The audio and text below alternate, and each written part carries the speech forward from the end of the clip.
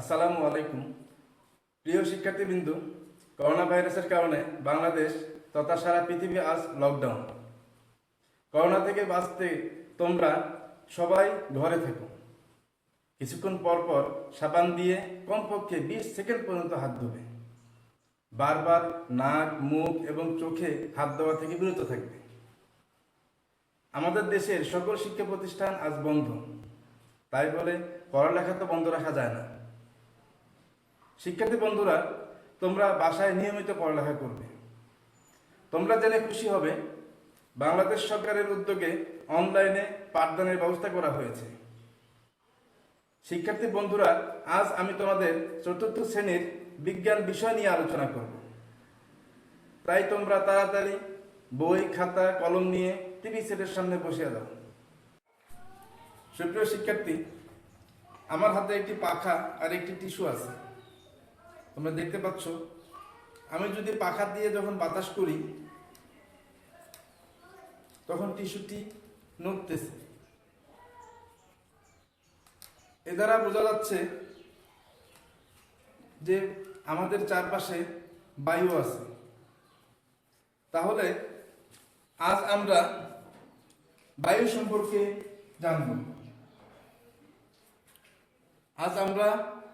সম্পর্কে জানব। তো তোমরা খাতা কলম নিয়ে এখনই বসে যাও, খাতায় লিখে নাও, আজকে আমাদের পাঠ বায়ু। আমরা বায়ু দেখতে পাই না, কিন্তু বায়ু আমাদের চারপাশে আছে। আমাদের চতুর্দিকে বায়ু আমাদেরকে ঘিরে রেখেছে। গাছের ডালপালা এবং পাতা লড়তে দেখলে আমরা বুঝতে পারি যে সেখানে বায়ু আছে। প্রিয় শিক্ষার্থীবৃন্দু, আমাদের চারপাশে বায়ু আছে, এটা আমরা এভাবেও বুঝতে পারি।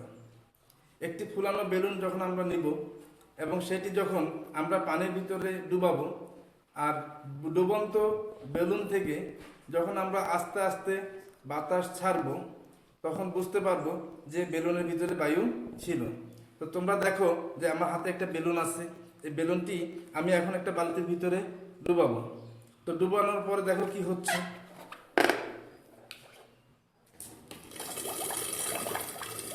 দেখো, বেলুনের ভিতর যে বায়ু ছিল সেই বায়ুগুলো পানি ভেদ করে উপরের দিকে উঠতেছে, আর এই ওঠার কারণেই এখানে একটা বুদবুদ সৃষ্টি হচ্ছে। তাহলে আমরা কি বুঝতে পারলাম যে বেলুনের ভিতরে বায়ু ছিল।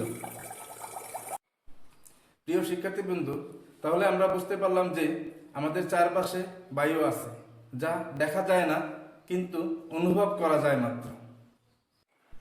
প্রিয় শিক্ষার্থীবৃন্দু, এই বায়ুর কিছু বৈশিষ্ট্য আছে। এই বৈশিষ্ট্য সম্পর্কে আমি এখন তোমাদেরকে পরীক্ষার মাধ্যমে বোঝাতে চেষ্টা করব। তোমরা মনোযোগ দিয়ে দেখো, আমার হাতে দুটি গ্লাস আছে, এখানে জারের ভিতরে পানি রাখা আছে। তো মনোযোগ দিয়ে দেখো যে আমি একটি গ্লাস প্রথমে পানির ভিতরে ডুবিয়ে দিলাম। সম্পূর্ণভাবে গ্লাসটি পানির ভিতরে ডুবিয়ে দিলাম। অপর একটি গ্লাস আমার অপর হাতে নিয়ে আমি বায়ু অবস্থায় চাপ দিয়ে পানির ভিতরে ডুবিয়ে দিচ্ছি। তোমরা মনোযোগ দিয়ে দেখো, এই ডান হাতের গ্লাস থেকে বায়ু বাম হাতের গ্লাসের ভিতরে গিয়ে জায়গা দখল করে নেবে। বাম হাতের গ্লাসের ভিতরে শুধুমাত্র পানি আছে, ডান হাতের গ্লাসের ভিতরে বায়ু সহ পানি আছে।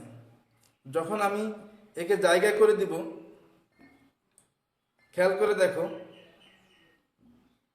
দেখো, ডান হাতের থেকে বায়ু এসে বাম হাতের গ্লাসের ভিতরে প্রবেশ করতেছে। দেখো, এর আগে আমার বাম হাতের গ্লাসের ভিতরে শুধুমাত্র পানি ছিল, আর এখন বায়ু তার নিজের জায়গা দখল করে নিয়েছে। সুপ্রিয় শিক্ষার্থীবৃন্দু, আমরা আরো একটি পরীক্ষার মাধ্যমে জানতে পারবো যে বায়ু জায়গা দখল করে। তোমরা মনোযোগ সহকারে দেখো, আমার হাতে দুটি গ্লাস আছে, এখানে জারের ভিতরে পানি আছে। এই গ্লাস দুটো আমরা উপর থেকে যখন জারের ভিতরে ডুবাবো, তোমরা মনোযোগ সহকারে দেখো, আমি একটি গ্লাস যখন আমি জারের ভিতরে ডুবোচ্ছি তখন আমাকে অনেক চাপ প্রয়োগ করে এটাকে রাখতে হচ্ছে। দেখো, তার মানে হচ্ছে যে বায়ু তার নিজের জায়গা দখল করে আসে বিধায় পানিকে গ্লাসের ভিতরে ঢুকতে দিচ্ছে না।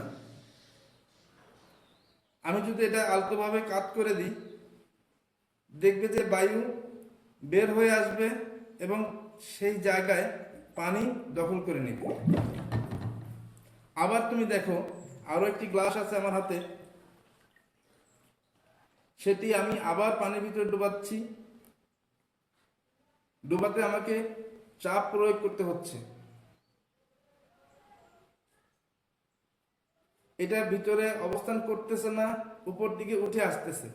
তার মানে হলো এটা গ্লাসটির ভিতরে বায়ু জায়গা দখল করে আছে, পানি প্রবেশ করতে পারতেছে না। এ কারণেই গ্লাসটি পানির ভিতরে ডুবানো যাচ্ছে না। যখন আমি এটাকে আলতো করে কাত করব, দেখবে যে বাতাস বের হয়ে আসবে। সুপ্রিয় শিক্ষার্থীবৃন্দু, তাহলে আমরা পরীক্ষাটির মাধ্যমে এই সিদ্ধান্তে উপনীত হতে পারি যে বায়ু জায়গা দখল করে। সুপ্রিয় শিক্ষার্থীবৃন্দু, আমরা আরো একটি পরীক্ষা দেখব। তোমরা দেখতে পাচ্ছ আমার হাতে দুটি বেলুন একটি নিক্তির মাধ্যমে ঝুলিয়ে রাখা আছে। আমার হাতে একটি পিন আছে। আমি পিনটির মাধ্যমে একটি বেলুন ফুটো করব। তোমরা দেখতে থাকো।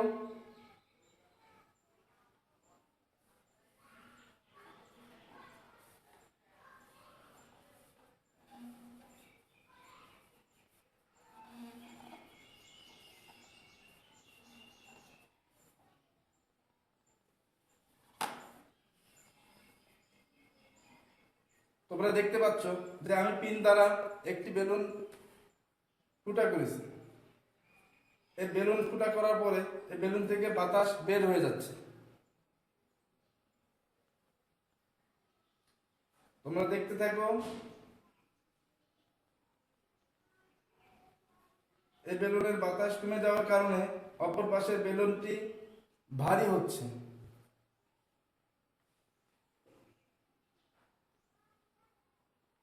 এবং আস্তে আস্তে নিচের দিকে নেমে যাচ্ছে।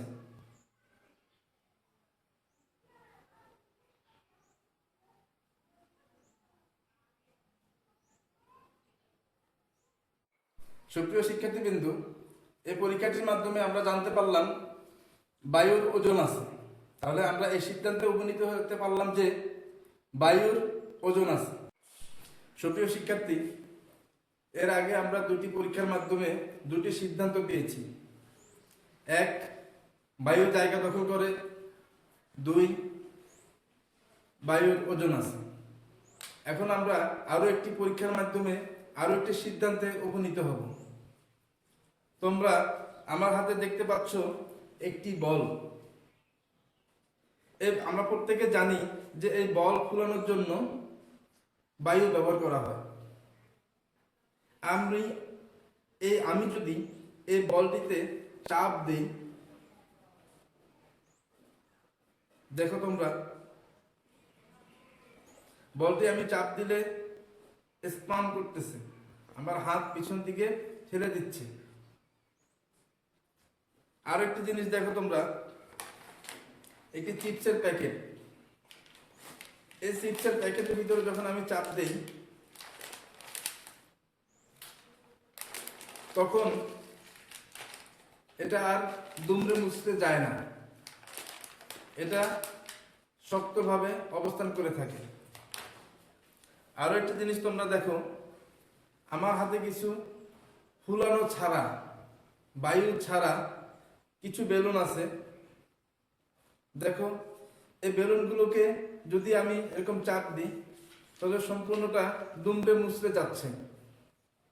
কিন্তু যদি এই বায়ু দ্বারা ফোলানো একটি বেলুনকে আমি এভাবে চাপ দিই, তাহলে সেটা আর দুমড়ে যাচ্ছে না, মুছড়ে যাচ্ছে না। তো চাপ প্রয়োগে বাধা প্রদান করতেছে। দেখো, বলের ভিতর যখন আমি চাপ দিই তখন চাপ প্রয়োগে বাধা প্রদান করতেছে কে? বায়ু। তাহলে আমরা এটা দ্বারা এই সিদ্ধান্তে উপনীত হতে পারি যে বায়ু চাপ প্রয়োগে বাধা প্রদান করে। সুপ্রিয় শিক্ষার্থী, এখন তোমাদের জন্য প্রশ্ন হলো, বায়ুর বৈশিষ্ট্য কয়টি ও কি কি?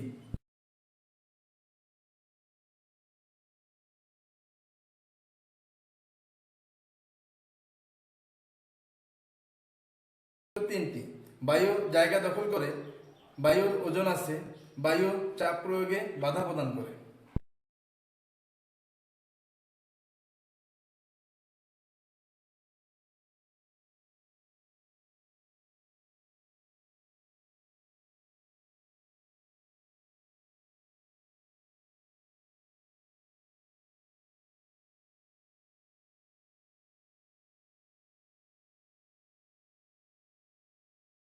আমাদের জন্য প্রশ্ন হলো, প্রমাণ করো যে বায়ু একটি পদার্থ। প্রমাণ করো যে বায়ু একটি পদার্থ। এই প্রশ্নটির উত্তর তোমরা লেখার পরে তোমাদের অভিভাবকদেরকে দেখাবে, স্কুল খুললে স্কুলের স্যারদেরকে দেখাবে।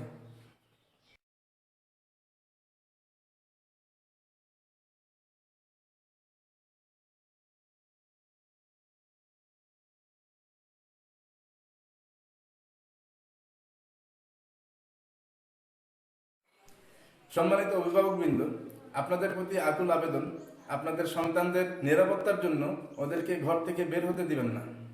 ওদের সাথে সময় দিন, খেলাধুলা, গল্পগুজব করে আনন্দ দিন। নিয়মিত পড়ালেখায় সহায়তা করুন। টিভিতে সম্প্রচারকৃত ক্লাসগুলো দেখতে উৎসাহিত করুন। আর শিক্ষার্থীরা, তোমাদের প্রতি রইল আমার অনেক অনেক স্নেহ ও দোয়া। তোমরা বাবা মায়ের কথা শুনবে, নিয়মিত পড়ালেখা করবে, বাড়ি থেকে একদম বের হবে না। আজ এই পর্যন্তই। সকলকে ধন্যবাদ। আল্লাহ হাফেজ।